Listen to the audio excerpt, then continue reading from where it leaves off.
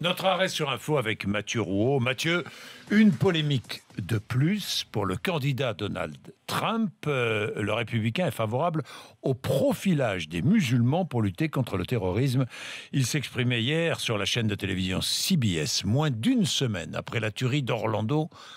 Mathieu. Oui, il a commencé par se féliciter d'avoir eu raison sur le terrorisme islamique et c'est au détour de cette réflexion qu'il a donné sa solution au terrorisme. Je pense que le profilage est une option à laquelle il va falloir commencer à réfléchir en tant que pays. Je déteste le profilage, mais nous devons utiliser le bon sens et nous servir de notre cerveau. Et puis Donald Trump se justifie. D'autres pays y ont recours, comme Israël. Ça marche en ce qui les concerne. Ce n'est pas la pire des choses à faire. Alors, le profilage, c'est quoi ? C'est utilisé le plus souvent dans les enquêtes criminelles pour essayer de saisir la personnalité du tueur. C'est le cas en France, dans une 50aine d'affaires par an. Mais ce que sous-entend là Donald Trump, c'est un profilage de type racial, une sorte de fichage de tous les musulmans.